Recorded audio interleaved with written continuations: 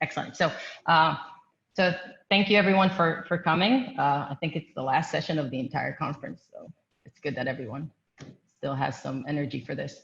My name is Adar, and I'm from the Berglis School of Economics in Tel Aviv University, and this is joint work with Yair Antler and Ayala Arad, who are both from the Collar School of Management, also at Tel Aviv University. And our work actually has something to do with the previous one. And we want to talk about planning and playing, meaning what happens when people think about what they're going to do before they actually do it. So we decided to take the setting of stopping problem in order to see that, meaning we wanted to take a simple task in which the only action our agents need to do is to decide when to stop a sort of random process. And the idea here that in stopping problems, it has been widely researched, and it's well established that the optimal stopping rule should be represented by a certain cutoff.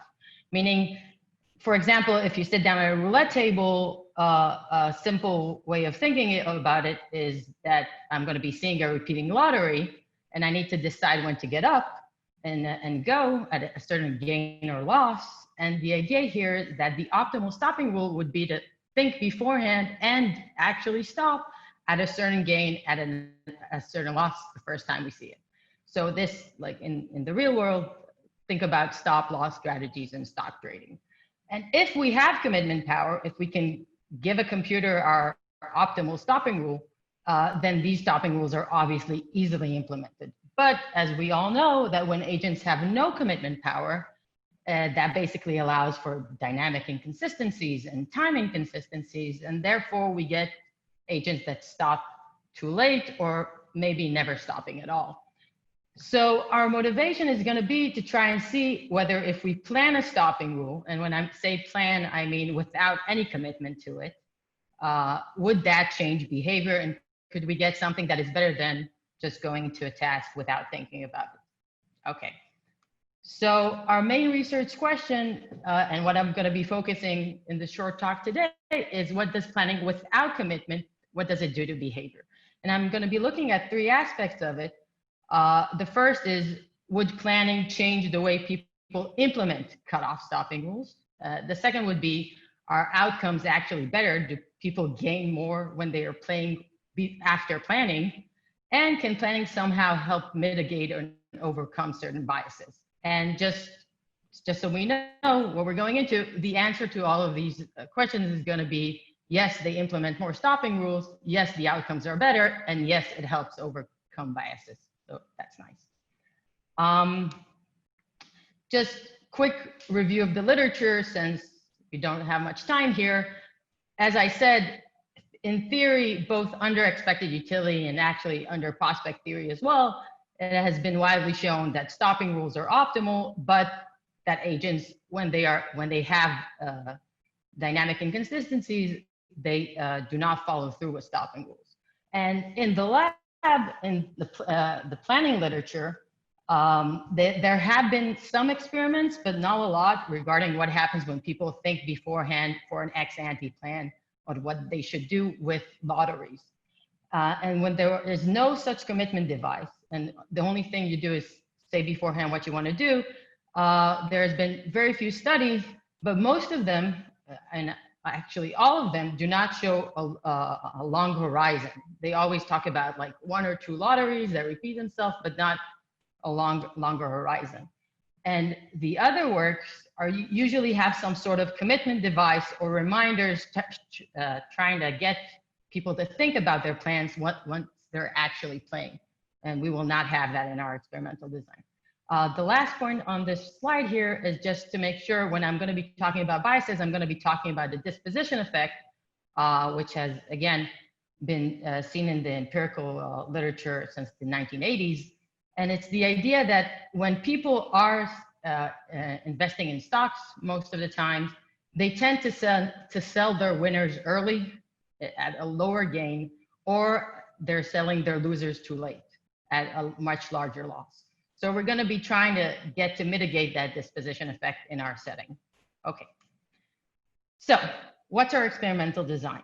The idea here is that we invited students, undergrads from Tel Aviv University to the lab, and we told them there's going to be a show-up fee that is approximately $16 US, which is a lot higher than our usual show-up fee. It's about twice as high. And we also explicitly told them that they're going to be able to gain more money or lose some of that $16 US.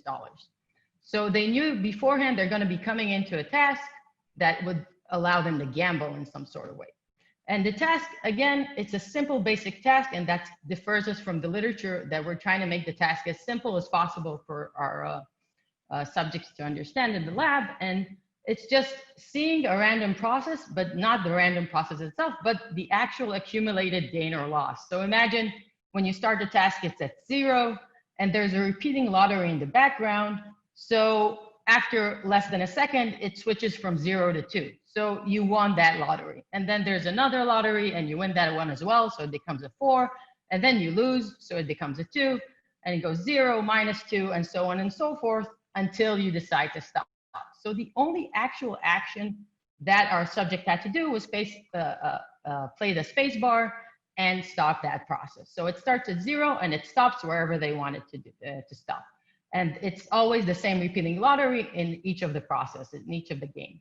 The idea here is that the process is going to be terminated at 30 or -30, at a gain of 30 or -30, just because we wanted to make sure people actually left the lab with some sort of cash, so they don't lose the entire show-up fee. So that's the only constraint on the game itself. So they had to play 20 such games. That means that they basically, each person had 20 decisions to make, 20 times when to stop. And the probabilities and the prizes of the repeating lottery, of the basic lottery that repeats itself, changes between processes.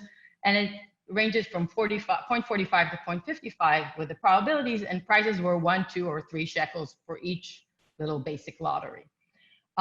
So the structure of the session itself was, first, let's see a sort of process that is similar to the one you're going to be playing, see it run for 30 seconds, just so they'll have some experience with how this task looks. Afterwards, each player individually played 4 training processes, and then they could go and independently go throughout the experiment itself, which had 10 such games where the probability, the underlying probability, was less than 0.5, and 10 processes in which the underlying probability was more than 0.5, because we wanted to see the difference, what happens when the first 10 processes, those negative expected value ones, are basically a casino sort of setting. And you could say that the 10 latter processes were sort of like maybe a stock trade with a positive expected value. So I'm going to be saying NEV and PEV throughout the remaining of the talk. And that means those 10 first process and the 10 later games. Okay, so what was our treatment? The baseline treatment was just playing those 20 processes, playing 20 games and deciding where to stop. The second treatment actually had a planning stage before each and every game, meaning there was a slider on the screen, and subjects needed to tell us what's their cutoffs, what's their loss, and what's their gain at which they want to stop. So not only were they planning, they were specifically planning a cutoff stopping strategy. And the third treatment, basically the second treatment after the baseline, which I will not be going into today for too long, is the idea is that we wanted to see what happens when you sort of incentivize this planning. And we told them that after they planned, the computer would enact their plan at a 50% probability, meaning that in some cases they would get money depending on when they actually stopped the process. And in some cases, they would get money depending on their plan. So that's the second treatment you see here. Sort of that eliciting sort of static preferences, what would happen if I let a computer enact my plan. But the important thing is that the first treatment, the planning treatment, asked our subjects to plan to pick a stopping rule, but did not remind them of it or had any, we didn't tell them that they should follow their plan or anything. We just told them, we want you to plan what you're going to do. And that means that the task itself, the stopping task, is exactly the same in all 3 treatments. They see exactly the same screens. Okay, so the first question was, are they implementing a stopping rule? So just so we're all clear about it, a stopping rule meaning stop. You've got 5 minutes left, taking the 15 minutes as the limit, right? Sure, yeah. Okay, so the idea here that implementing a stopping rule is stopping at the maximum or minimum level of the process and stopping the first time you see it. So not just stopping at the maximum minimum, but also never continuing past it. And here at the decision level, we can see that, and this is contrary to the literature, usually in the literature, about a quarter of decisions actually implement stopping rules. Here in our study, we see that approximately half of the decision made actually, you can say that look as if people are implementing stopping rule. And what you can also see here in the table is that the baseline treatment, the one that did not plan, meaning they just played, you could categorize their decisions in 46% of the time as if they're implementing stopping rules, meaning people are doing it organically in our task without actually being told about stopping rules.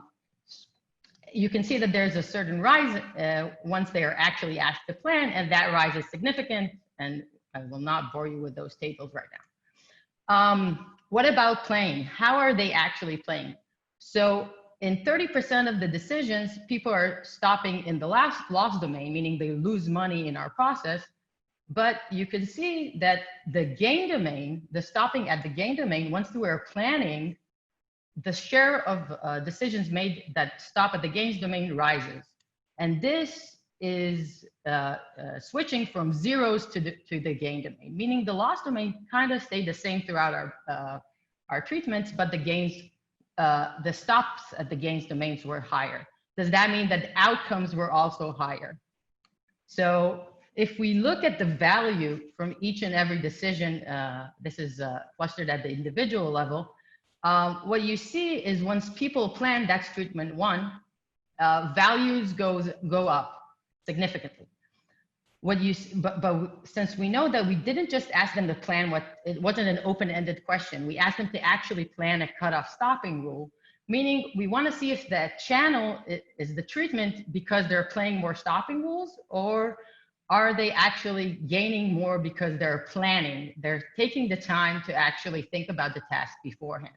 So we controlled for all decisions that actually implemented a stopping rule, and you can see that the values rise due to implementing one, a cutoff stopping rule, but you see that also our treatment effect continues to be significant in that. So the channel is double. A, we get more people to enact stopping rules, and B, we actually, by planning and thinking about the problem with no commitment at all, get higher values from it. This also persists at the individual level, and I will not go into it. Yeah. So what about their actual plan? Is it worth anything? And the idea here is what we see here in this table is we can see in treatment one, that's the planning treatment. We can see the first line is the number of the percentage of decisions that stopped left of the bound they were planning to stop, meaning they stopped at a smaller gain or a greater loss. So we can see from this table that people are not adhering to their plan. They're actually sort of the first line, you could say that's the disposition effect. They're stopping at smaller gains and greater losses than they actually plan to do. So you can see that these are the percentages that overall, this is more than 50% of the decisions, but you can also see that about 20% of decisions actually stop at their bound, actually enact their plan. So, and this continues throughout the loss domain and in the negative expected value and positive expected value lotteries. The second thing you can look at, which is sort of like an ex post analysis, is we in our setting, we can see when the plan would stop and when the player actually stopped. And when you compare those two, in 60% of the cases, executing your plan is better or equal to actually what they played. So what we can say from this is that people are not enacting their plans, but since we know 20% of them are, the idea of this 60% actually is kind of misinformation, because you could say that, well, if 60% are exactly the same or more, only 40% of them are actually playing better. So it's not as if the plan is always better. it's actually 40% of the time it's worse and 40% of the time it's better. So should they enact their plan? It's not exactly clear, but we do know that the fact that they were planning helped them play better. Last but not least, the disposition effect. So I won't go into too much how I just wanted to say that I didn't want to interrupt that the time's up, but so I'm not going to say, I'll just say the final point, that we do see individual disposition effects going down once people are planning. It is left of the baseline that you can see here. So in conclusion, the idea here is that planning a cutoff stopping rule increases both outcomes and the prevalence of a stopping rule implementation. And most plans are not executing, and even when executing the plan, it could lead to better outcomes. And we can see the disposition effect is lower. So basically, if you just want to sum it all up, we could say that there's that special coinage that plans are meaningless, but planning is indispensable. And we think that in some way our experiment also sticks to that point as well. So that's it. Okay, so now we can accept questions from the audience. Yeah, hello Ada. Hi. Hello. I was wondering whether you had some information behind the heterogeneity. Sorry, what? I was wondering whether, can you hear me well? Yeah. Yeah. Yeah, okay. I was wondering whether you had any insight behind the heterogeneity that you observe. An insight? Yeah. Whether you collected data like post-experiment questionnaire, whether you talked to them. So what we also had is, and we're just in the middle of doing that.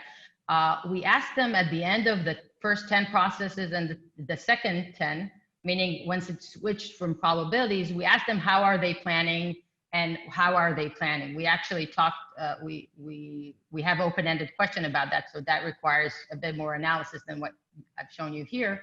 So we're just now categorizing them into what dimensions they were thinking about when they were playing. So hopefully that will be in the paper as well. And also we're going to be looking into what sort of plans worked and what didn't, like, because you could say that they came in with sort of planning, you can plan a left bias sort of rule, like I care more about gains than losses or otherwise. And we want to see how that preference works out. So we're going to look into that later on. Yes. Super. I have no insights because we haven't done that yet.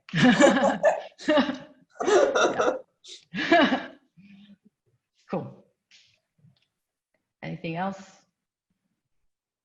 I've got just one question. You said that the only decision they had to make in the experiment subject was that of actually deciding when to stop. Do you think that that has might influence the results that you've had? So if I decide what to buy and I feel actively engaged in what I'm doing, do you think I might behave differently?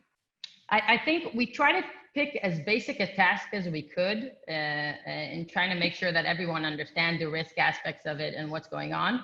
And we think it kind of emulates real world, but obviously not enough because it's in the lab.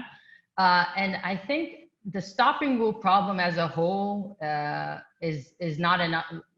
I would definitely like to take this and try to do it in other contexts as well, because as Eliza showed us, thinking about planning maybe is not the best thing that you could do. Like should I think about my strategy before I go into something? So I would actually like to take this into more like a decision, not just individual choice, but actually decision making in interactions, perhaps. If I think beforehand what I want to do when there's another element of a person playing against me, because this is a rather simple lottery that repeats itself. So that's a further research we want to do with this. Thank you. You're welcome. Any further questions?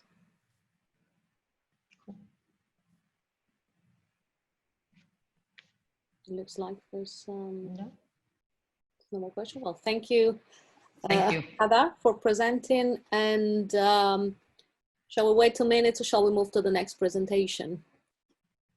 I've got one question though, Andreas. I mean, I was convinced that the presentation, the time that we had in the presentation was 20 plus 5 minutes. And we received an email last Tuesday saying that that was the case.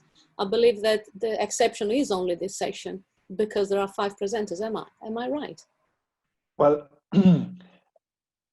I did not write this email, so I don't know. But when we had those planning organizational meetings, they said it's 20, including discussion. There were also complaints about people don't handle it consistently across sessions, so it depends a little bit on the helper. I tried to do it here as I was told, and when I have 5 times 20, that's 1 hour and 40, and that's exactly what I have in the program. Absolutely. It's just, I mean, I was surprised when you said that. And I was checking the emails that we received previously. And there was an email on Tuesday from the webmaster saying that the presentation. But what you say, I don't mind if we leave this room a little bit longer open so you can discuss. No worries. Around 2 o'clock European time, I would close it down, this room. Yeah. But you can still talk about your research, yeah? That's what we did in the other session. Yeah, no, thank you. I'm sure we'll be done before. But thanks a lot. No, I was just curious, you know, about, but anyhow, we can move to the next presentation, which is given by, well, is Simona here? Yes. Yes. Simona, right? So Simona, the stage is yours. Okay, great. Thank you very much. So I'm Simona Dumel. I'm a postdoc in Madrid, and I'm working on an ERC project called EFFORT. So the main sort of objective of the project isn't what I'm presenting today because it's still ongoing. We're hoping to go back to data collecting in October, knock on wood. So this is, these are some preliminary results that are also taken from the project. And this is in line in collaboration with Paula Apascarite, who's also a postdoc, and Jonas Radl, who's the PI on the project. And I'll be talking about the difference between saying and doing, comparing subjective and objective measures of effort. So personality traits have been argued to be crucial for socioeconomic achievement. There's evidence that personality traits are more predictive of relevant life outcomes than IQ even, especially health. However, the precise mechanisms by which childhood personality traits affect life outcomes isn't clear. So we argue that the impact of these individual characteristics, such as conscientiousness, delay of gratification, and so on, should be largely mediated by actual behavior and precisely effort. So we look at whether personality can predict real effort. So in the literature, the evidence on this is mixed, and there's some lacking sort of real effort tasks and so on, which we fill with our study. So all of this can be summed up with the people who talk the talk of hard work also walk the walk and make costly effort investments. So due to lack of time, I'm going to skip over the literature review and just jump right into the subjective measures. So all of these subjective measures have been used in the literature as effort proxies.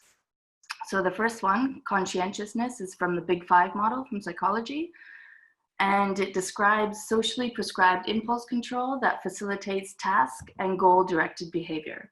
So it's directly related to self-control and goal maintenance. And it's composed of 3 items. The next measure is the need for cognition. This is a personality characteristic used in psychology to assess the tendency to engage in and enjoy thinking, or just the intrinsic motivation of individuals towards effort.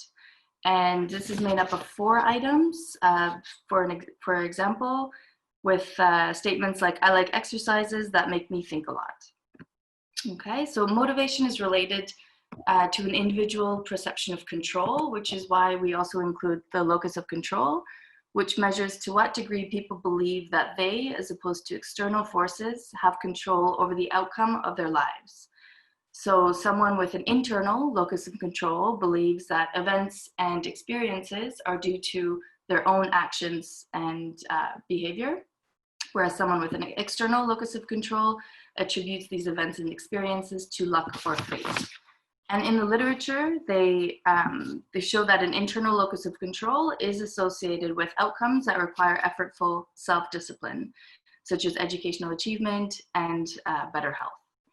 And lastly, we have the delay of gratification, which measures the patience of individuals and if they keep their focus on long-term goals instead of momentary pleasure. So this is similar to the marshmallow experiment, which has been largely debunked since then. So we have one question that represents this, and we ask them, imagine someone wants to give you a gift. Would you prefer receiving one gift today or 2 next week? So moving on to what we call the objective measures. So the subjects, which are children, I'll talk about that later, they come into the lab and they do an experiment. They do 3 tasks. So their effort levels are revealed and measured. This is why we call them objective measures. So the reason that they do 3 tasks is because the main objective of the project is to measure effort. So we want to make sure it's a robust measurement and it's not task dependent. Because it's been shown that some effort levels sort of vary by task. And so in order to decide how to choose these 3 tasks, we look at what psychologists refer to as executive functions. So these are processes that control and regulate thought and action. And we have different executive functions. So we thought that each task should focus on a different executive function. So then if we, in the end, find sort of contrasting outcomes, we can somehow tell a story, maybe about why. So here are the 3 tasks. So to start, the slider task focuses on speed of processing. I'm sure many of you are familiar with this. In case you're not, the respondents see 48 sliders on a screen, and they have to move a slider to the middle of the line at position 50. And the aim is to move as many of these as they can in 2 minutes. The second task is taken from the field of psychology, which is the Simon task, and it measures inhibition. So these are screenshots of what the participants see in time. So first they see a fixation cross to start them off, and then they see arrows that point either right or left. And these arrows can be either on the right side, in the middle, or on the left side of the screen. So the aim of this task is if they see an arrow pointing right, they have to press the right key, which we designate as the L key on the keyboard because it's on the right side. If the arrow is pointing left, they have to press the S key on the keyboard. So, and they have to do this regardless of the position that the arrow is on the screen. So for example, here, an arrow pointing right on the left side of the screen and an arrow pointing right on the right side of the screen, they would both have to press the L key. But obviously this one is harder to do because the respondents have to inhibit this other stimulus, which is the position of the arrow on the side of the screen. And the third task is also from psychology, which is the AX task, and this measures proactive and reactive control. So this is similar to the Simon task, but now working with pairs of letters. So again, these are screenshots moving in time, and the fixation cross divides the pairs of letters to make it easier. And here, if the participants see an A followed by an X, they have to press the S key, and then for any other pairs of letters, they have to press the L key. So this measures if they're being proactive or reactive in psychology. So the overall experimental design, as I mentioned before, each subject does all 3 tasks. So to start off, they have a practice round in task 1.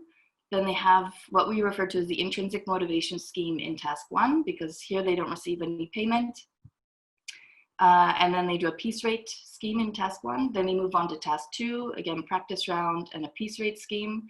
And then lastly, task 3, the practice round and a piece rate scheme. So here I've put task 1, 2, 3 because we randomized the order of the tasks, but we didn't randomize the order of the incentive effects. So the intrinsic motivation is always first. And this is to avoid crowding out effects, which has been sort of largely established in the literature. We weren't really interested in looking at. And it was too complicated to combine the randomization of the incentive scheme and the tasks as well. We, of course, had control questions at every point where something new was introduced. And the piece rate scheme, so This was done with children. So they accumulated points, and at the end of the session, they were allowed to exchange the points for toys. We also included a leisure task, since previous studies have found that incentive effects aren't visible due to low opportunity costs. So at the beginning of each block, which I'll show in the next slide, subjects could choose to do the task or play one of two games. So either a ball bouncing game or a puzzle. So this is the experimental design more detailed. So for the intrinsic motivation and the piece rate schemes, they had 2 rounds of 2 minutes each. So at the beginning of round 1, the subjects had to choose, will I do the task or play one of the 2 games? And they were stuck with that decision for 2 minutes. Then at the beginning of round 2, again, they had to decide, do I do the task or the game? And again, that was it for the 2 minutes. They couldn't go back. So after the experimental session, they had a break where we did like a campus tour for them. And then they came back and they did an IQ test and the survey, which included the subjective measures of effort in it. So going through our hypotheses. So to start, the correlation between subjective and objective measures of effort is positive. So this is straightforward, as these have been largely used as effort proxies, so there should be a positive correlation. Objective effort is higher in the extrinsic condition as compared to the intrinsic condition. Again, that's pretty straightforward. And the third is conscientiousness and need for cognition have a stronger association with intrinsic effort, since it's more about the joy of enjoying doing the task, as compared to locus of control and delay of gratification, which conversely have stronger associations with extrinsic effort, since they're largely related with rewards and having control. So the experiment, got 5 minutes left. Okay, thank you. So the experiments were carried out from October till February until we were interrupted by COVID. The target population were 5th grade students in Madrid. So these are average age of 10 and 11. So the reason for this paper, it didn't really matter if they were children, but for the main goal of the project, it did. So yeah, just to explain that. The schools were contacted through the school administration. So we sent a letter and a pamphlet sort of outlining we sold it as an excursion. They spent the whole day on campus. We also had some educational games, lunch, and so on. And we randomly selected schools. This was based on a sampling frame that depended on the school type, so either public, private, or mixed, and also by the average household income of the neighborhood of the school. So at this point, we have 10 schools, 18 classes, and 420 students. So for the main project, this is half our size, so we hope to continue. We'll see if we're lucky. And we estimated multi-level linear mixed models with pupils nested in 18 classes, and the standard errors were clustered at the class level. So this is our model. So as you can see, the effort measure is the dependent variable. I'll come back to that in a little bit. So the Xij is a vector of the survey-based effort proxies and control variables for student I in class J. And beta are the corresponding fixed effects, which is what I will present in the following results. Uj are the random effects of class J, and epsilon are the residual components at the student level. So what we used for the effort measure is the total number of correct responses. So this obviously varies by task. So in the slider task, this was the number of sliders placed at 50. And for the other 2 tasks, it was the number of times they pressed the correct key. Then also for additional analysis, we looked at the accuracy and the response time. So since there were 3 different tasks, we standardized the measures. If they played a game in that round, we coded that as 0, as having exerted 0 level of effort. And for the extrinsic, so they have 3 observations for each of the tasks. So after we standardized the measures, we summed them together and we re-standardized the measures. So then we only have one measure for that. So I only have time to show 2 tables. So I'll show the effort under intrinsic motivation. So models 1 to 4, we add the personality variable 1 by 1. And for the last one, we combine all of them. We also controlled for age, gender, IQ, mouse use. So this was because of the slider task. We also controlled for task order and neighborhood income. We also ran a bunch of robustness checks, which we can discuss later if you want. So here, as you can see, the only variable that's statistically significant is need for cognition, and it's only at the 10% level. It's positive, and then in the joint model, it's no longer significant. So we see sort of partial support of our hypotheses for need for cognition, but conscientiousness we thought would be significant here wasn't at all, and this is really quite weak. So moving on to the extrinsic motivation, we have the same table, and now we see that conscientiousness is significant at the 10% level and need for cognition is at the 5% level. In the joint model, it's at the 10% level and nothing else is significant. So here we find evidence sort of contrary to our hypotheses. So we thought locus of control and delay of gratification would be significant here, but clearly they're not very good predictors. So to conclude, overall personality characteristics have a limited capacity to explain children's real effort provision in the lab. They're just not very good predictors. So if anything, need for cognition and conscientiousness have robust significant effects on effort, while locus of control and delay of gratification do not. So this may indicate that many children have poor evaluations of their own effort levels, or maybe there's a social desirability bias going on, so we're not sure there. Providing material incentives led to a significant increase in effort as compared to when no rewards were offered. So this is not really that surprising for us in experimental economics, but the surprising thing was the personality variables, how they changed with incentives. So conscientiousness became significant in the extrinsic motivation scheme, and need for cognition became more significant as well. And this is really important for psychologists, I would say, because they use these effort proxies quite a bit and they don't really deal with incentives. So I think it's an important note to take. And lastly, the subjective personality scale showing the most consistent association with objective effort is need for cognition. So I would say if you need to use an effort proxy, the best one out of the ones we looked at appears to be need for cognition. And this hasn't really been used outside the field of psychology, so it's good to take note of that. So that's it. Thank you very much. Thank you, Simona. Now we can open up the floor for questions from the participants. Any questions? I would like to know how many of your subjects decided to go for the alternative task as opposed to the paid one, or sort of the effort task as you define it. Yes. So this was this page. In the intrinsic motivation, it was really quite a bit. I think about half of the students chose to play a game. And in the extrinsic, it was quite a few. It wasn't very many. I think, yeah, maybe like 20 out of all 420.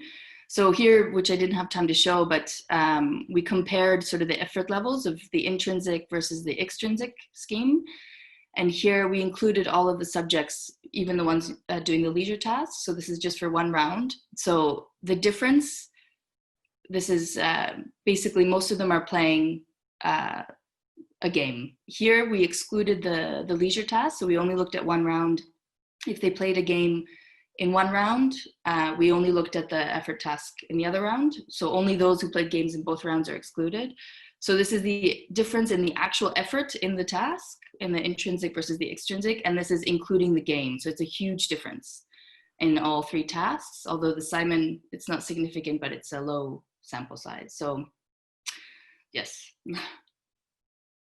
And do you find that they play several rounds, right? Yes, so they play 2, 4, 6, 8, 10 and do rounds.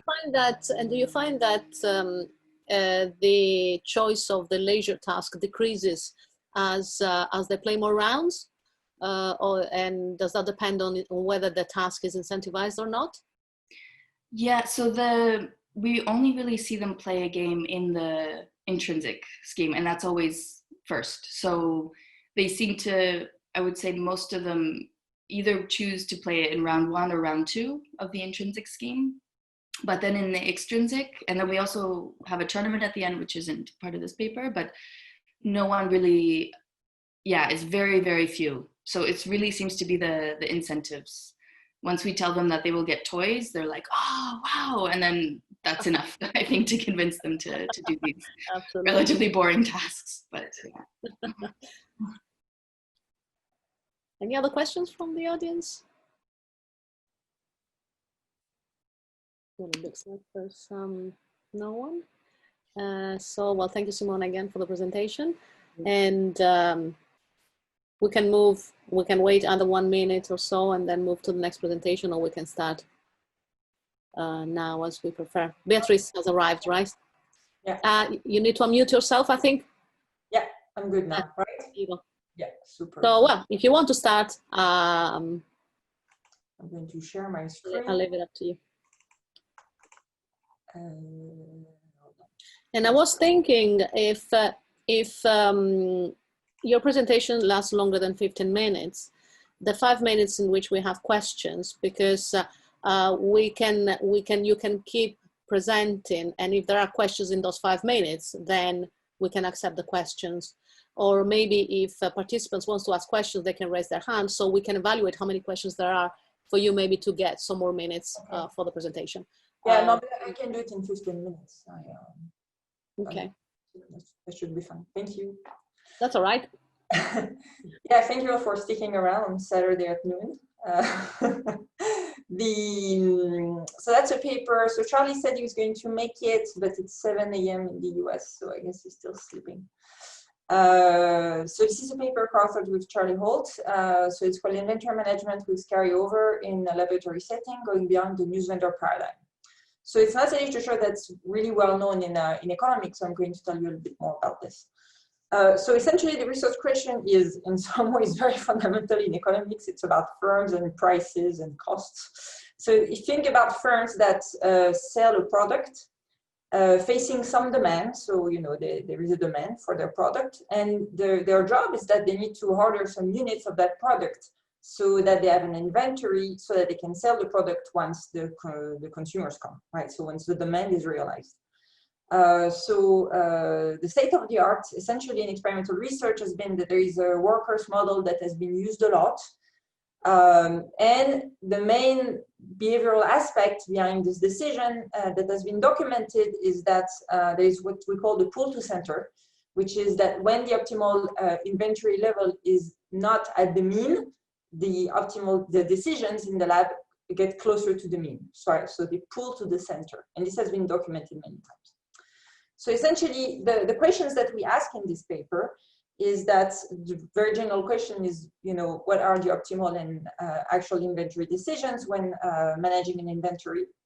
And then there are more precisely, we're going to be looking at the effect of holding costs and higher purchasing costs.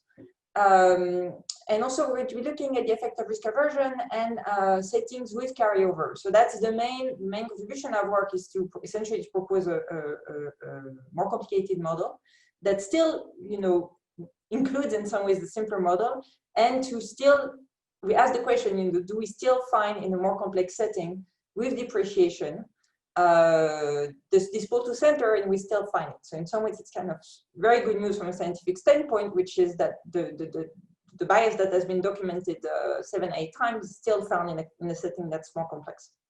So our contribution is we have a more general model to study experimental inventory decisions. We test some specification of the models experimentally, but there are many specifications that we don't test. So if someone's interested in specification, you can of course tell me about it.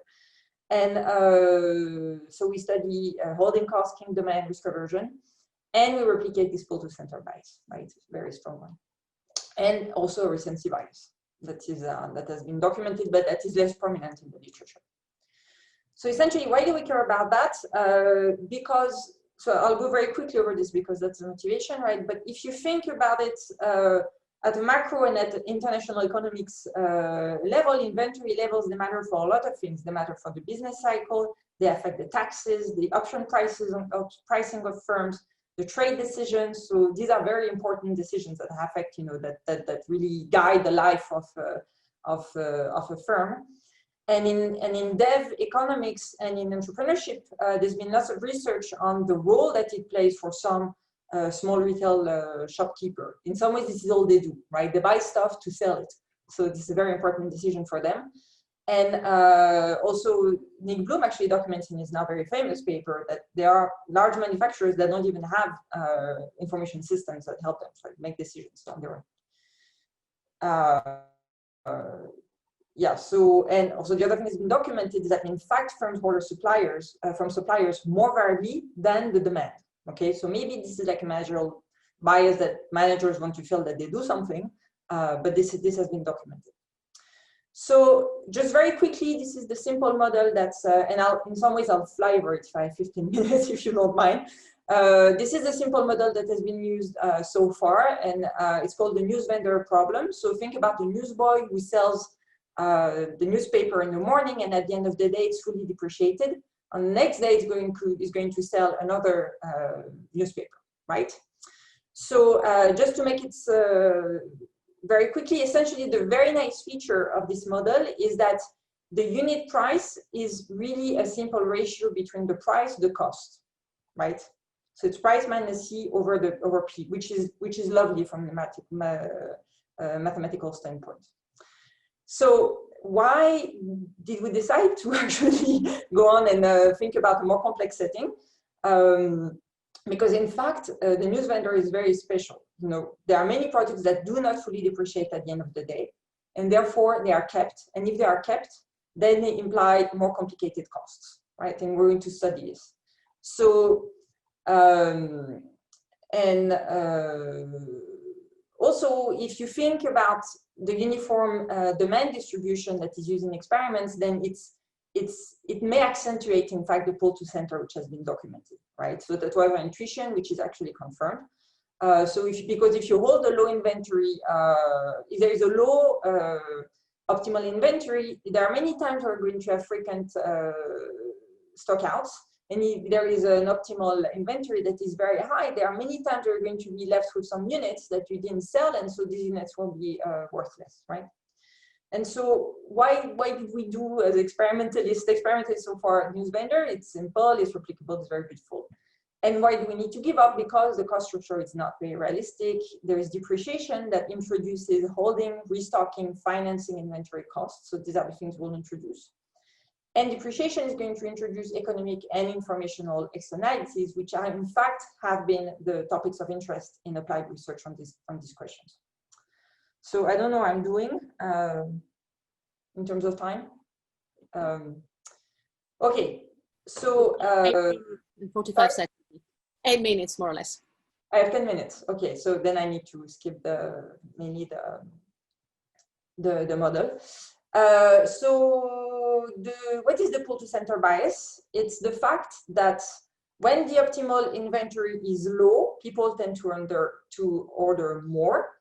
And when the optimal inventory is high, people tend to order less.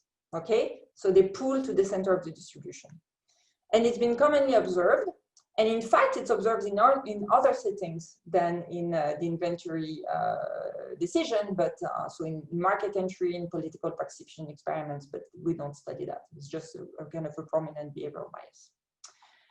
What we know, a lot of things, male order more than females, learning can be enforced, so they get better, people get better over time. The bias is persistence. If you really scale up the payoffs, you give strong incentive for people to do better, but it doesn't really work. So there's been some theoretical explanations, which have been, I'm going to skip it because I don't have time. So what we do essentially is that we develop a richer and more encompassing inventory model. And so we study, the main two treatments are we study different types of costs. So holding costs, we're going to study holding costs, and then we're going to study mainly different types of demand. So uniform demand versus kinked demand. So I'm going to show you in a graph, it's going to be very clear. and we replicate the pole to center bias. Okay, so that's the good scientific news.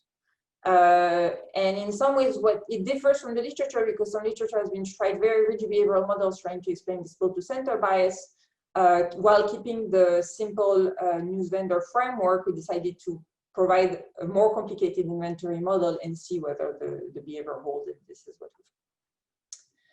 So, okay, so the story is you think about an inventory decision, and there is an inventory stock Q, which is the quantity, right, that to optimize.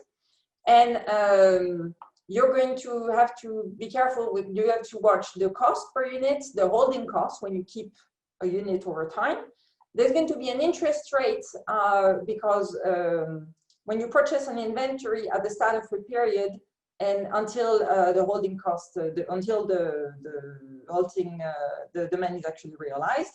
And there's going to be, this is the big thing, there's the big, so it's very good to introduce those costs, but the really big thing is the depreciation rate, right? Which is that at the end of the day, we're not studying just the newspaper, we're also studying the shoes that remain in the store, right? That don't fully depreciate from one day to the next. So these are parameters that you're going to see.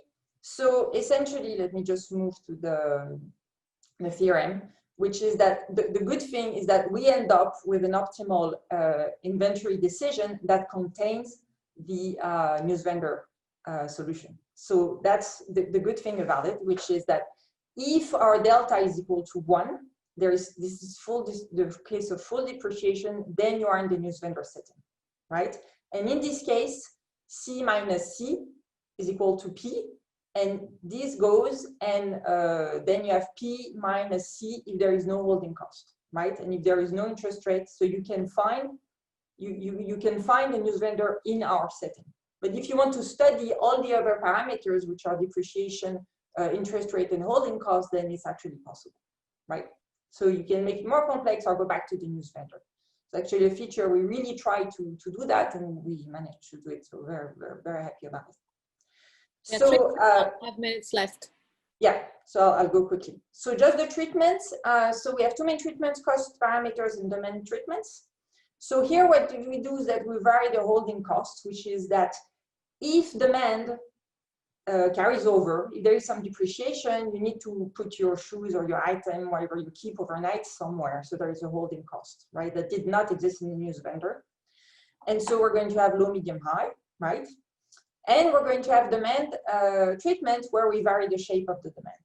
So, and in addition, we also had the high purchasing cost treatment because we really wanted to check that they are smart, that they actually understand what they're doing. So we had the treatment where we had a really high purchasing cost and we actually found the expected results, right? Which is that they order this. Okay, in all treatments, the price product is going to be 6 and the cost is going to be 2, which is equal to the redemption value. This way you don't have in-game effects. And so I just explained this. This is a good table to think about the treatments. So in the cost treatments, you have high holding costs, which is here. So if you want to have different predictions with the cost treatment, then you need to vary the H, which is the holding cost, okay? So if the holding cost is high, then you have a prediction, an optimal inventory that is low.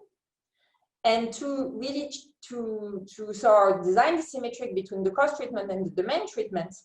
We actually set demands so that we have the same optimal inventory. Okay, so here high holding cost, low inventory level, medium holding cost, medium, and low holding cost. So it's cheap to keep overnight. It's a high inventory level. Okay, and you get the same for the demand. In this case, the holding cost is the same. So that's a way, I like this graph because it's a way to visualize the demand treatment, which is when you're in a kink demand, so which means there is a kink at 25, 50% of the distribution that you see of the demand is below, 50% is above. And when you're at 75, it's, you know, the symmetric, which is 50% of the distribution is above, 50% is below.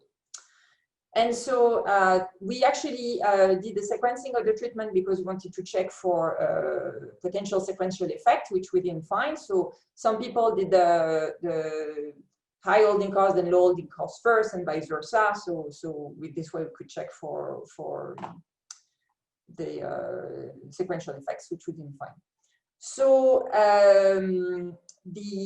we tested for risk aversion with two measures: the Holt and Lowry, with Charlie Holt. You know, I managed to convince him to use the Holt and Lowry, which we multiplied by 2. And another procedure that's very inspired by Biswanger 81, that's a menu type. And we set the incentives so that they were very similar, so that the measures are comparable. And there was an announcement after 25 periods that they were moving to the other treatment, right? So depending on the treatment setting which they were, they made tons of money, 38 on average, because essentially, because we pay them a lot for the risk task, and also because we gave them a lot of time. So previous papers were looking at 200 decisions, and we were worried that the pull to center was due to this really large amount of decisions. So we said 48 decisions, they get a minute per decision, they really have time to think. And even when they really think a lot, it remains. So that's, you know, we really tested, it's extremely robust, which I think is very nice, because we're a bit afraid to kill 8 papers. These are the results.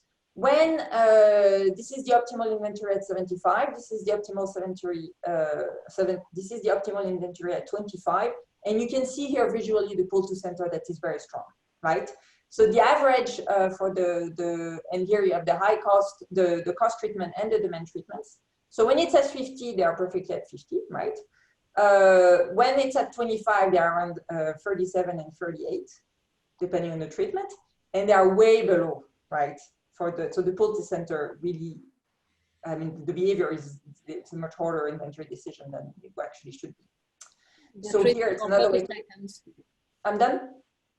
Yeah, okay. Yeah, a couple of seconds more. Okay, cool.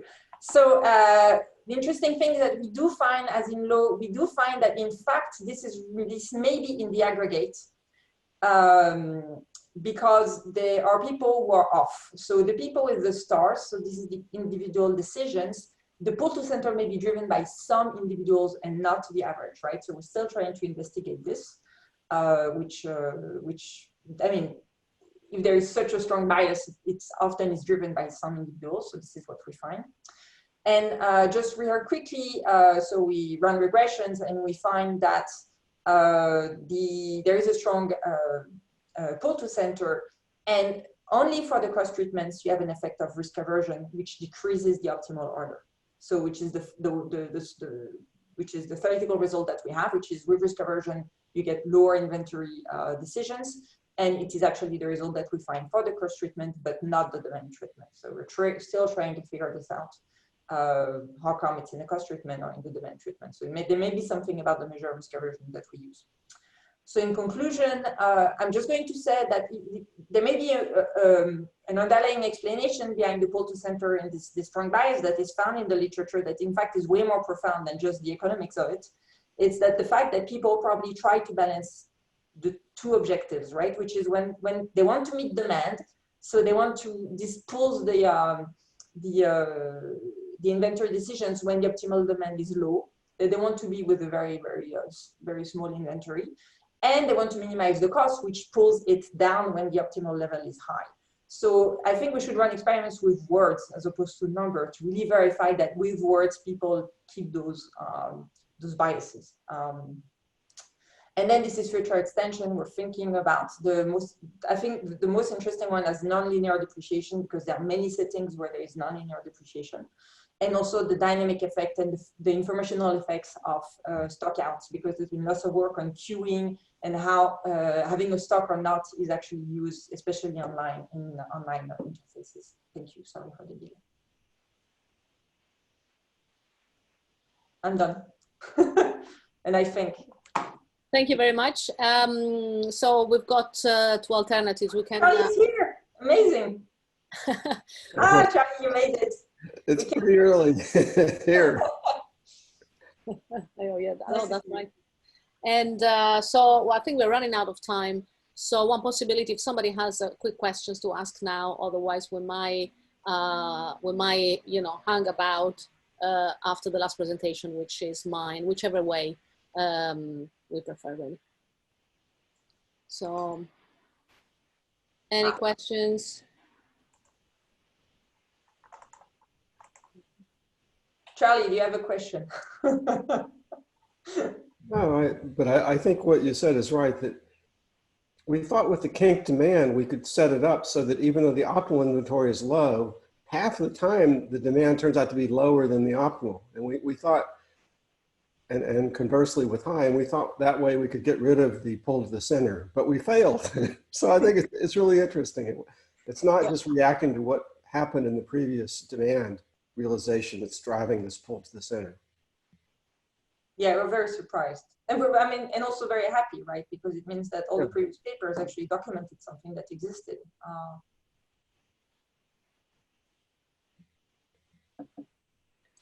Okay. So I suppose then I can set up my own screen for my presentation, and yeah, we'll do that now.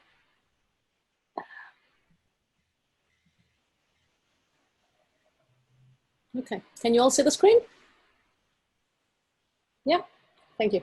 Okay, so my presentation was calibrated for a 20-minute slot, but I'll try and be quick on certain parts. In any case, what I'm going to present today is an experiment on choice overload and a very small, well, simple model on dominance. So let me go straight into the introduction and the motivation. So very quickly, I start with a question, and the question is, how much choice should consumers be given?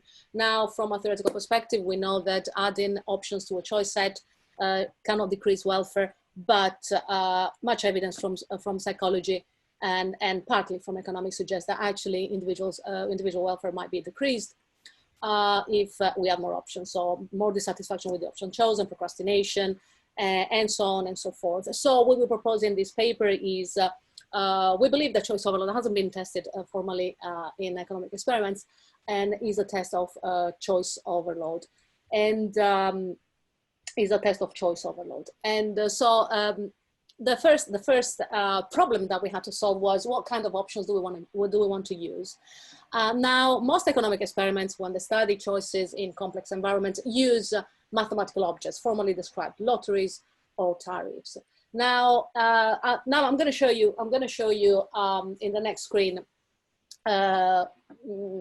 what this kind of options, or a choice environment with this kind of options. So now consider the following four options that are defined over 3 dimensions, A, B, and C, right? And suppose that these four options, these options translate into a monetary value based on the following formula, right? It's a quite complex formula. Of course, it's nowhere near what we use in economic experiments. This is much more complex. But then suppose I ask you to choose the option that is the most valuable, okay? Now, this choice, feels, I believe, very different from the following choice.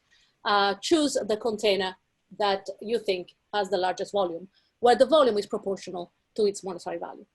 Now, this kind of choices might prompt more, let's say, intuitive heuristics as opposed to choices among some mathematical objects. So notice that these containers are defined over 3 dimensions, which are the dimensions that we saw before. A is the base radius, B is the top radius, and A is the height. And the monetary value of this associated with these containers is given by the formula that you see at the top, which is exactly the same formula that we saw before, right? And if you're curious to know, the containers are worth that amount, and the container number 2 is the most valuable.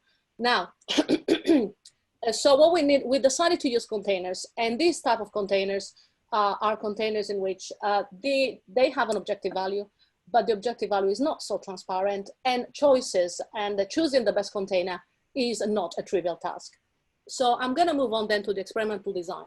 The experimental design is the following. I'm going to present a stripped down version of the experimental design, which is a bit more complete than this, for the simple reason that I'm interested, matter of time, of course, I'm interested in showing you only the results of the container tasks.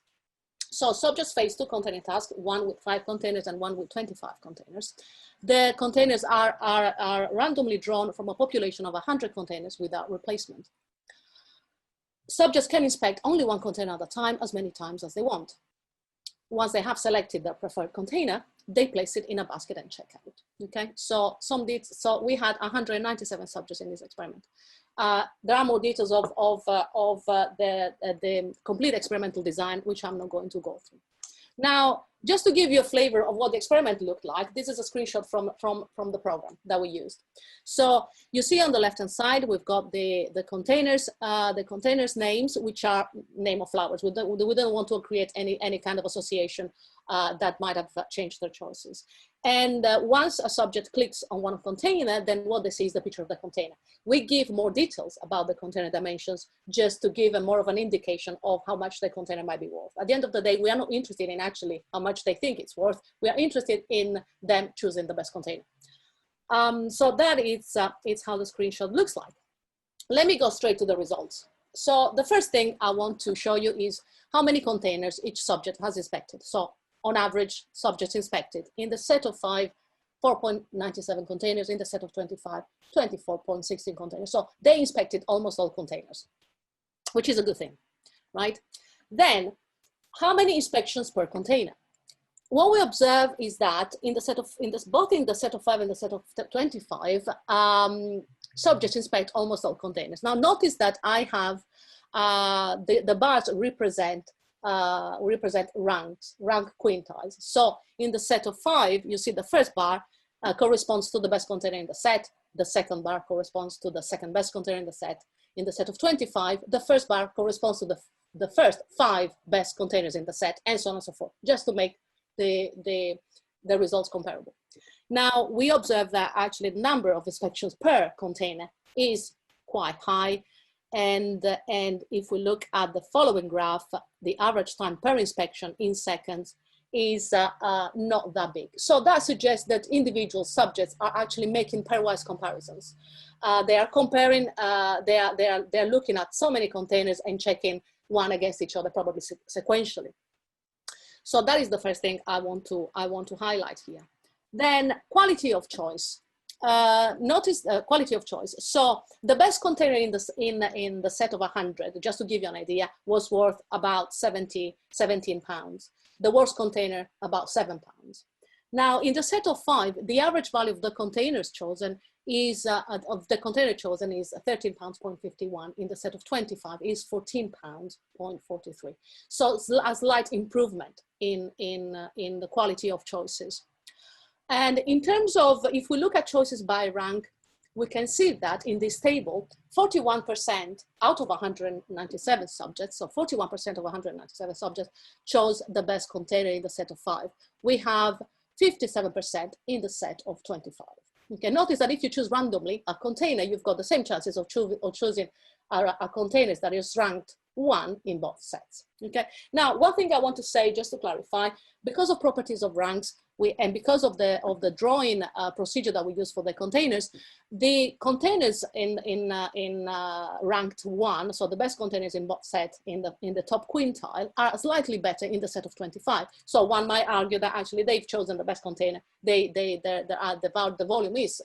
value is greater because of that.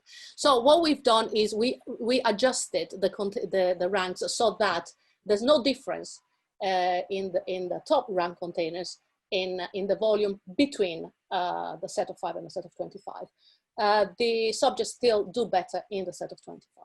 So these are the two things that I want to highlight. Now next, given that it seems like subjects are actually making pairwise comparisons between containers or comparing containers, and let's say they might be using some kind of dominance heuristic, right? So I'm looking now at the dominance relationship that we have in the 197 choice sets that subjects faced in both the set of 5 and the set of 25, to show you how containers, the dominance relationships for each container. So, and what we see below is the probability by rank the probability by rank that a given container is dominate or dominates all the containers in the same set. So in this graph, you can see that looking at the bars on the left, which is the set of containers in the set of 5, that if we draw randomly one choice set, the likelihood that the top container dominates any other container, at least one other container in the set, is a little bit more than 20%. You see, of course, that the dominating containers, the probability that a container dominates other containers decreases with rank naturally. And this is so for both the set of 5 and the set of 25. And the dark bars represent dominated containers. And we see that as the rank of the container, of the volume of the container increases, so does the likelihood of this container being dominated. And so did subjects choose dominated containers in our experiment? Well, rarely so. So if you look at these bars, the purple bars are chosen containers that are non-dominated, and the blue bars are chosen containers that are dominated. Now, let me tell you, probably I haven't said, maybe it is clear, maybe it's not, what a dominated container is. So we have 3 dimensions, remember? If a container dominates, so if a container has greater dimension, at least 2 dimensions, and the third one is equal, then that container dominates another container. So we're using the 3 dimensions of the containers that we have. So 1. And the second result that I'm going to show you is the results of some logistic regressions in which we find that the likelihood of choosing a container increases the more containers it dominates. That is basically captured by the variable strictly better than, and decreases the more containers it is dominated by, and that is captured by strictly worse than. And we control for the value of the container. We see that those results are strongly significant. Okay, so now let me see how much time I have. Very quickly, I'm going to cover the model. Is an essential version of the model, and what I would like you to get from this is just the intuition of the model. So now, imagine a consumer. This consumer faces a set of options randomly drawn from a largest population of options. Without replacement, is the population contains an infinite number of options, or with replacement if it doesn't. That is not strictly important. The value of the options, each option is characterized by, is defined by 2 characteristics, x and y, and the value of the option is given by xi plus yi. In this model, there are only 2 types of options: good options, whose value is VL, and bad options, whose value is VH, with VL less than VH. Then the options are characterized by a dominance relationships. So given any 2 options, I and J, option I dominates option J if and only if Xi is strictly better than Xj and Yi is weakly better than Yj, or Xi strictly is weakly better than Xj and Yi is strictly better. Now, to give you the intuition of the model, I'm going to represent it in the following graph. We have, sorry, probably is a bit small, the graph, but we have basically the characteristic of the options along the axis, X on the horizontal axis and Y on the vertical axis. Now, a consumer chooses randomly one option, suppose G1. Let's define the probability that this option dominates, that a bad option is dominated by this option by P, okay? So you can think of P as a ratio between the hypotenuse of that triangle and the segment BL, okay?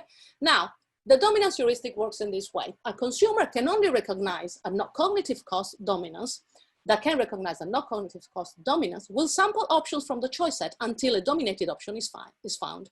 Lacking a dominated option, the consumer will choose randomly. So let's see how it works. Imagine the consumer chooses randomly option B1. Then B1 is not dominated, okay? But of course, the chances of finding a dominated option increases because the hypotenuse of that green triangle identifies all containers that will dominate B1, okay? Then imagine, so this consumer will start drawing other options. Imagine is G2. G2 does not dominate B1, then B2 is not dominated by any other option, then G3 does not dominate, B3 is not dominated, and so on and so forth. And then until this consumer finds the option before that is dominated by G3. So what is the purpose of this exercise? This I simply wanted to give you an idea of an intuition behind the model. There is an implication. The implication of this model is that increasing the number of options increases the probability of choosing a good option as the probability of finding a dominated option increases, provided the ratio of the proportion of good options in the set remains constant. So let's look then at the performance of the dominance heuristic in how this dominance heuristic performs with our actual data. Now, notice that because the containers we have do not have, well, the containers have as many as 100 different volumes. So we don't have only 2 values for the containers. Therefore, this dominance heuristic that I just talked about before does not apply here. I have to modify that a little bit. In which way? The heuristic works in this way. A consumer or the heuristic will pick in every set that the subjects faced the container that dominates the largest number of containers in the same set. If there's more than such a container, then the choice is random. So this graph shows the actual choices, the purple lines, and the dark bars, sorry, which are basically the containers selected by the heuristic. As you can see, the pattern is very similar. I'm finished with time. So I will try and be quick. And chosen by the heuristic. Now notice that the heuristic does better in the set of 25, in which there's more dominance relationships among containers in the set, and worse in the set of 5 compared to subjects' choices. So let's move then to the discussion and conclusion. Sorry, I mean, I do realize that I'm talking quite fast, and I hope you managed to follow. So conclusions. We found evidence that subjects make better choices in large sets, in larger sets than in smaller sets. And subjects seem to be using heuristics based on comparisons. And these heuristics have some similarities with the dominance heuristic. We are not claiming that is exactly the same. The dominance heuristic, the way we define it, has a precise definition of dominance. Subjects might be using dominance relationship with a kind of error, or added to the comparison. But it seems definitely that dominance is important. So going back to the question, how much choice should people be given? At the beginning, I skipped one sentence and I said, well, the planners, if choice overload decreases actually welfare, they're justified to decrease the number of options. And our results and our model shows that actually adding more options to a choice set, provided the composition of good options and bad options does not change, increases the chances of choosing a good option. Because consumers, if you like, the intuition is consumer learn from comparisons and comparing characteristics of the options they are facing in the market. Therefore, more options might be better than less, and might be better than fewer options. And well, thank you very much. That is it, really. Any questions? I have a question. Can I ask? Yeah. So it's a very interesting design. But I was wondering, haven't you shown the standard micro result, which is that more options make people better off because they can make better matches? How does your design propose to capture the choice overload, or did it capture choice overload? Sorry, I mean, I missed a bit of what you were saying. So you're saying that economic standard micro says that more options make people better off, and they don't make them worse off. Let's put it this way. They don't make them worse off. Yeah, weakly better off. Yeah. And you've shown that. So how do you show that you've captured choice overload? By the quality of choices made, right? So in a sense, I mean, at least what we learn from psychology is that when you provide people with more options, they might be overwhelmed by the amount of options they have. They might regret the choices they have. They might make worse decisions because of information overload. So in that sense, this is an empirical finding. I mean, the empirical finding is not robust, having said that, but this is at least what it is claimed in several papers. So right. But do you have, I mean, like people showing regret or people making worse choices when they're faced with more options? It seems like none of the results that you've shown is consistent with the claim that people are overloaded with choice. Yeah, exactly. Yes, but I mean, notice that I wasn't claiming this is what I reported before is the evidence in psychology literature and some economic experiments that show that actually complexity of choice leads to worse choices. So I didn't say that I was going to provide evidence for that. We test the choice. Oh, okay. We test the social hypothesis, but we don't find evidence for it, which actually we're happy about. Okay. Yeah. And how is that different than what we might expect from standard micro then?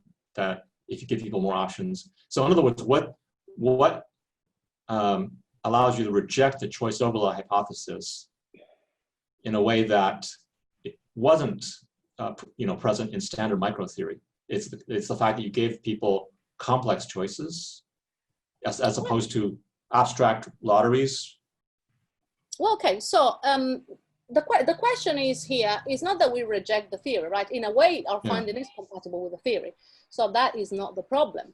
And now, of course, the fact that people make choices in the real world doesn't mean that they make choices exactly the same as it is described by the model. So that is one thing. So what I think what we're trying to do in this experiment is to use options that might actually prompt heuristics that might be used by actual consumers.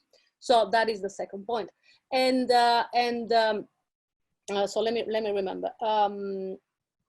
So and the other point is if you were a rational consumer, what you would do in this kind of experiment is to actually calculate the volume of the containers, right? As soon as you find the best container, then you just pick it. So provided there is one best container in the set, you just choose that. In this way, we're actually showing that people are not really, I mean, they don't need to make the decisions, they don't really need to calculate the volume of the containers. They simply use heuristics based on comparisons. So, and in that sense, this is different. So we are not saying that the theory is wrong. What we're saying actually that adding more options is a good thing. It's not a bad thing. Now, I'm not sure whether that answers your question. Yeah, so I think I sort of understand. So Chernev et al. Said there's 3 characteristics that capture 72% of the variation in the 100 studies on choice overload that they found, for which there was a zero net effect of more options. That is, giving people more options sometimes leads to more choice, sometimes leads to less probability of choice. But they found that 4 things explain 70% of the variation. And if you've captured a number of those, including choice complexity with these 3-dimensional objects. Is that my understanding? Yeah, I mean, what I can say is that correct? I think so. I think the effect of choice overload is not really robust. I think I said that before in the psychological literature. But notice that in the psychological literature, I don't think there's many experiments I'm not aware in any case of that actually measure quality of choice objectively as we do. So this is one innovation that we have in here. And the second point is I agree with you. And however, many libertarian paternalist advocates claim that in some cases it is better to reduce choices because consumers are overwhelmed. So, and I agree with you, there's not that evidence that might justify that. Nevertheless, this is a claim that you can hear. I mean, you can read it in Taylor and Sunstein 2003. You can see it, an argument recurring again in the Nudges book, and it's something that, it's sort of in a way is a popular argument, despite the fact that the evidence for it is not that clear cut. So I totally agree with you. Right. It's very intuitive, at least to academics, that you can be overwhelmed with choice. Yeah. And I think your experiment nicely gets at the distinction between, so you have 2 different ways of framing the same choice, one in terms of an analytic formula, another in terms of a 3-dimensional object. And ordinary people can actually make the good choices if the decision is framed in terms of a 3-dimensional object as opposed to an analytic formula. So I think that's really nice. It'd be great if you could capture choice overload. That is, if you, for example, you'd increase the number of options to say 50, and would you get people, giving up? So what you found is that with 25, people are still willing to do all the pairwise comparisons that you gave them, but is that so if it's 50 or 100, right? Would they just throw their hands up if it's then you can get both sides of the distribution that was found in the Chernev and the previous meta study in 2010. Yeah. Yeah, I mean, I just want to add to that. It is very much an empirical question, how much choice people can handle.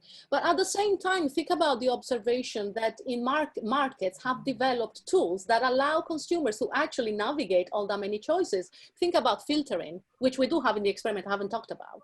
So in a way, you can increase options if you actually provide with navigation tools. When you go to a supermarket, for example, you don't find all the goodies that you can buy, all the products randomly distributed. You just find them in a specific order. That allows actually consumers to navigate more options rather than less. So how many options we can handle and we can make good choices, it is an empirical question, but definitely there are tools that help consumers in actually navigate large option sets. Yeah. And I noticed that you didn't cite Villas-Boas, Villas-Boas search model of choice overload, nor Kamenika's contextual inference models. Is there a reason for that? There wasn't really time. Okay, but you are aware of those models. Yeah. And in both those models, if the return from trying to forecast your own preferences is not very high, then consumers will choose randomly in those cases. Yeah.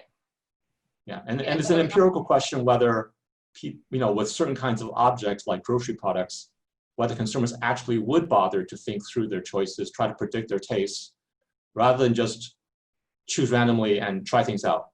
Well, my hunch is that if you're choosing a car, right, it is sort of an enjoyable task that you're doing if you love cars. So probably you're not willing to choose a car randomly. If you're choosing an electricity tariff, then, I mean, it's quite boring, right? So you say, okay, I'm just stick to the default. I'm not going to even bother. More choices are probably worse, right? More options are probably worse. But I think with things like jam, like the original study by Yangar Lepper with jam, yeah, many consumers would just try a few things and see if they like it rather than try to figure out whether they really would like it or not.